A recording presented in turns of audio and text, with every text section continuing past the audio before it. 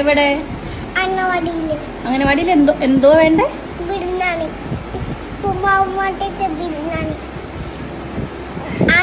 ഉപ്പുമാവ് മാറ്റിട്ട് ബിരിയാണിയും എന്തോ പൊരിച്ച കോഴി. പറയാം കേട്ടോ, നമുക്ക് പരാതി അറിയിക്കാം കേട്ടോ. ബിരിയാണി വളരെ മനോഹരവും വളരെ നിഷ്കളങ്കവുമായിട്ടുള്ളൊരു ആവശ്യമാണ്. ആ കുഞ്ഞ് ആവശ്യപ്പെട്ടിരിക്കുന്നത് അവൻ അങ്കണവാടിയിൽ ഉപ്പുമാവിന് പകരം ബിരിയാണിയും പൊരിച്ച കോഴിയും വേണം എന്നുള്ളതാണ്. ഒരു കാര്യം ഇതുമായി ബന്ധപ്പെട്ട് പറയാനായിട്ട് ആഗ്രഹിക്കുന്നു. ആ അമ്മയ്ക്കും അങ്കണവാടി ടീച്ചറിനും അവിടുത്തെ അങ്കണവാടി ടീച്ചറിനും അതോടൊപ്പം അവിടെയുള്ള എല്ലാവർക്കും എൻ്റെ സ്നേഹാഭിവാദ്യങ്ങൾ. ശംഖുവിനും, പ്രിയപ്പെട്ട ശംഖുവിനും തീർച്ചയായിട്ടും ശംഖുവിൻ്റെ ആവശ്യം പരിഗണിച്ചുകൊണ്ട് നമുക്കിതൊന്ന് പരിഷ്കരിക്കുന്നതിനെ കുറിച്ച് ആലോചിക്കാം.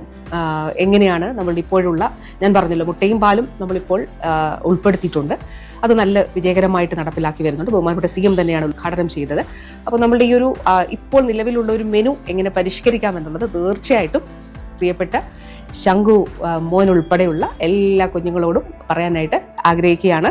ബിർനാണിയും ശംഖുവും കേരളത്തിൽ വൈറലായിട്ട് കുറച്ചായി.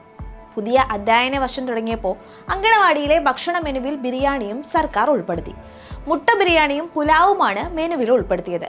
കൂടാതെ പാലും മുട്ടയും ആഴ്ചയിൽ 3 ദിവസമായി വർദ്ധിപ്പിക്കുകയും ചെയ്തു.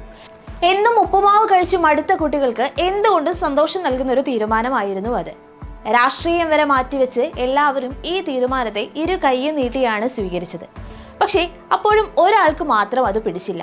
തീരുമാനമറിഞ്ഞ് ഉറഞ്ഞു തുള്ളുകയായിരുന്നു ശശികല.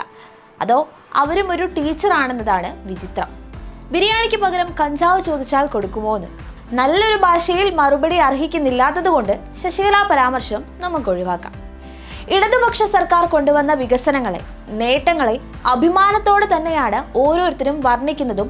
അതിൽ സർക്കാരിന്റെ തീരുമാനങ്ങൾ എന്നതിലുപരി ജനങ്ങളുടെ ആവശ്യങ്ങളാണ് ഫലത്തിലെത്തിക്കുന്നത് എന്നതിന് നിസ്സാരമായി വ്യക്തമാകുന്ന സംഭവം തന്നെയായിരുന്നു ശംഖുവിന്റെ ബിർനാണി ആവശ്യം. എവിടെ? അംഗനവാടിയില്. ഒരു അംഗനവാടിക്കാരന്റെ ആവശ്യം നിസ്സാരമായി കണ്ട് തള്ളിക്കളയാതെ അതിലെ കാര്യത്തെ ഗൗരവത്തോടെ ഏറ്റെടുത്ത് നടപ്പിലാക്കിയ വീണ ജോർജ്. ഇത്തരത്തിൽ തന്നെയാണ് ഓരോ കാര്യത്തിലും നമ്മുടെ സർക്കാർ ഇടപെട്ടുകൊണ്ടിരിക്കുന്നതും. കുട്ടികളുടെ കാര്യത്തിൽ, വിദ്യാഭ്യാസ മേഖലയുടെ കാര്യത്തിൽ മന്ത്രി V ശിവൻകുട്ടിക്കുള്ള കരുതൽ ഒന്ന് ശ്രദ്ധിച്ചു നോക്കൂ. സ്കൂളിൽ കുട്ടികളോട് ഫീസ് ചോദിക്കാൻ പാടില്ല, ബോഡി ഷെയ്മിംഗ് പാടില്ല, പണമില്ല എന്ന കാരണത്താൽ സ്കൂളിലെ ഒരു കുട്ടിയെ പോലും പഠനയാത്രയിൽ ഉൾപ്പെടുത്താതിരിക്കാൻ പാടുള്ളതല്ല, ഫീസ് വൈകിയാലും സ്കൂൾ ബസ്സിൽ കുട്ടികളെ കയറ്റാതിരിക്കരുത്. ഇതിനൊക്കെ പുറമെ പഠനത്തിനും കലാകായികപരമായും എത്രയെത്ര മാറ്റങ്ങൾ. ഇതൊക്കെ കുട്ടികളുടെ കാര്യത്തിൽ മാത്രം. 5 ലക്ഷത്തോളം പേർക്ക് അന്തി ഉറങ്ങാൻ വീടുകൾ സജ്ജമാക്കിയ ലൈഫ് പദ്ധതി, BPL കുടുംബങ്ങൾക്ക് ഭൂമി, 100 കണക്കിന് പുതിയ റോഡുകൾ, പുതിയ 100 പാലങ്ങൾ, റെയിൽവേ മേൽപ്പാലങ്ങൾ, 45,000 സ്മാർട്ട് ക്ലാസ് മുറികൾ, പ്രൈമറി ഹെൽത്ത് സെന്റർ മുതൽ മെഡിക്കൽ കോളേജുകൾ വരെ അത്യാധുനിക നിലവാരത്തിലുള്ള ചികിത്സാ സൗകര്യങ്ങൾ, Kinfra industrial park, Kinfra right technology park, Kinfra mega food park. എല്ലാ മേഖലകളിലും അങ്ങനെ എത്രയെത്ര വികസനങ്ങൾ.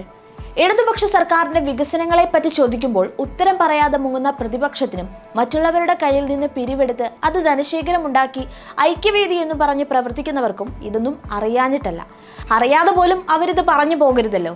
അതിനുള്ള തത്രപ്പാടാണ് ശശികലയെ പോലെയുള്ളവരെ ഇത്തരം കമന്റുകളിലേക്ക് എത്തിക്കുന്നതും.